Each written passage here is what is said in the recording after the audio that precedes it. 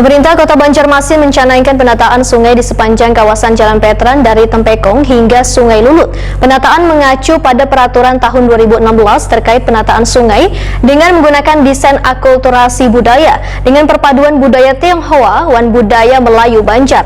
Pengerjaan tersebut wayahini sudah memasuki tahap pembuatan siring.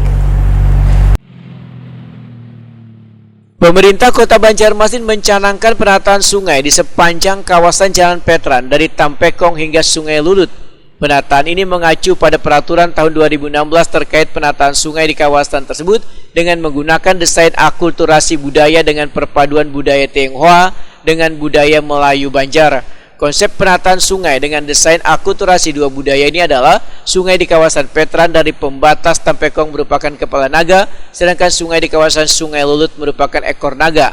Artinya bisa dibuka atau dijadikan pasar terapung. Demikian diperintahkan Wali Kota Banjarmasin Ibnu Sina, Wahyu Prima TV Baisukan Kamis 30 September 2021. Menurut Ibnu Sina, alasan penataan sepanjang sungai Veteran tersebut lantaran masih didapati banyak rumah-rumah bahari, baik yang berkonsep rumah Banjar maupun rumah Tionghoa namun juga berkonsep Banjar. Memang untuk kawasan veteran itu tahun 2016 itu sudah ada desain untuk penanganan kanal sungai veteran.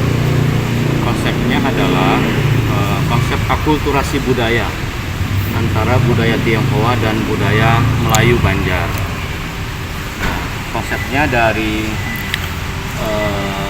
Tempekong itu kepala naga, kemudian sampai ke ujung Sungai Lulut sebagai ekor naganya, di ujung itu ada pasar terapung.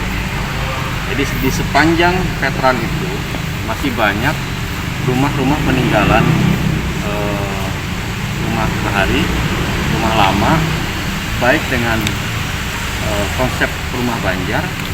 Kemudian ada juga yang rumah Tionghoa tetapi konsep Banjar. Ibnu Sina berharap pengerjaan penataan sungai di sepanjang kawasan tersebut bisa terus terlaksana, apalagi wahini sungai di kawasan itu sudah memasuki tahap pembuatan siring.